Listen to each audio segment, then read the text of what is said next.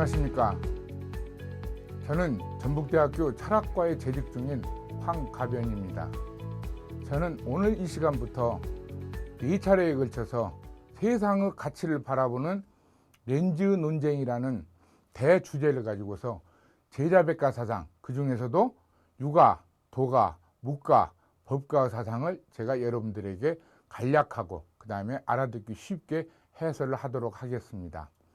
자, 일반적으로 제자백가 하면 사람들이 이 제자에서 왜 자자를, 아들 자자를 쓸까 그러는데, 한자는 복합적인 의미를 갖습니다. 그래서 제자할 때 이 제자는, 자자는, 제는 여러 의미지만은 자는 여러 학자 혹은 여러 스승을 의미합니다. 그리고 백가는 많다는 얘기입니다. 중국 사람들은 10, 100, 1000, 만, 이것을 많다는 다수 의미로 사용을 합니다. 그래서 백가라면 여러 학파를 얘기를 합니다.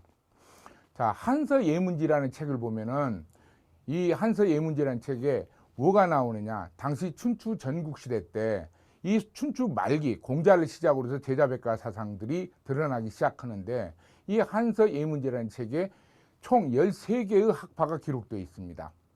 공자, 맹자, 순자를 중심으로 하는 유가학설, 그 다음에 노자와 장자를 중심으로 하는 도가학파, 그 다음에 묵자와 금활리를 중심으로 하는 묵가, 그 다음에 상황, 신도, 신불의, 한비자를 중심으로 하는 법가사상, 그 다음에 추연을 중심으로 하는 음양가사상, 해시와 공손용을 중심으로 하는 명가사상, 그 다음에 소진과 장의를 중심으로 하는 종행가사상, 그 다음에 잡가는 하도 많은 사상가들이 있기 때문에 제가 누군지를 모르겠습니다. 그 다음에 맹자라는 책을 보면 허행과 진사라는 사람이 나오는데, 이 사람이 바로 농가입니다.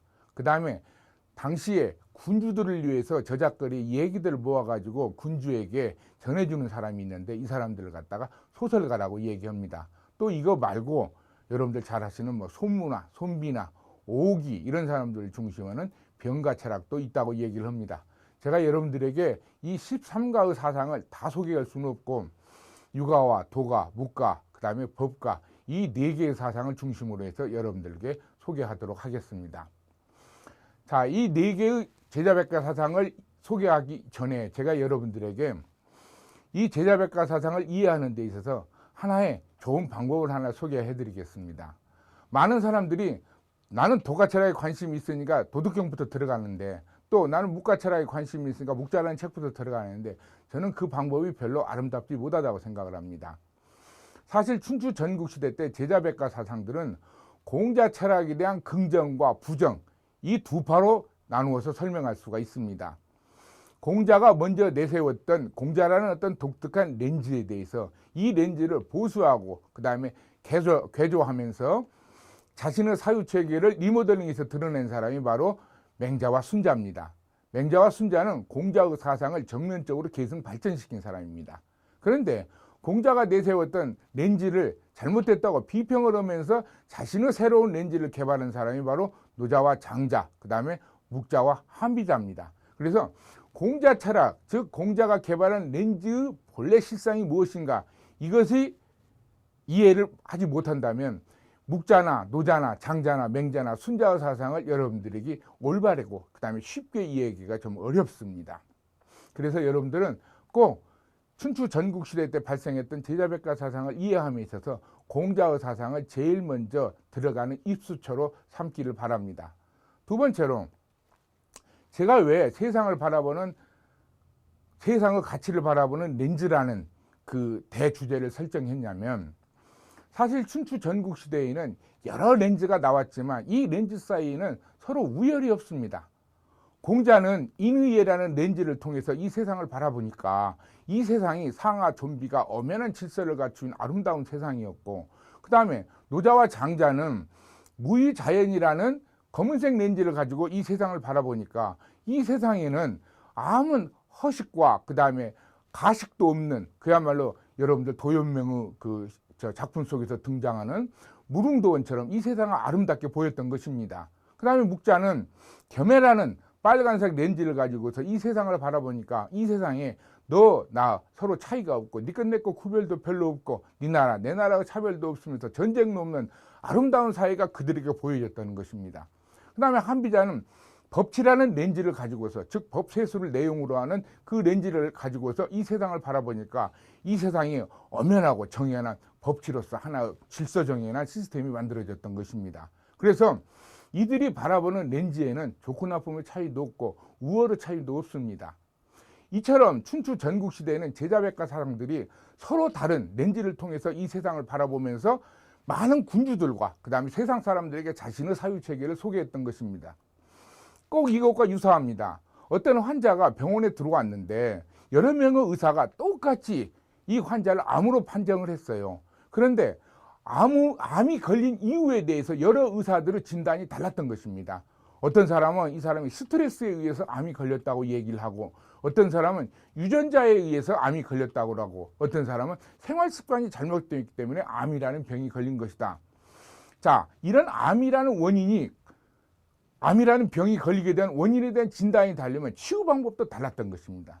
춘추 전국시대 때 유가철학, 도가철학, 묵가철학, 법가철학에 관련된 여러 처사들은 당시 춘추 전국시대가 아주 무더운 혼란 시대였다. 이것에 대한 진단은 다 동일했었습니다.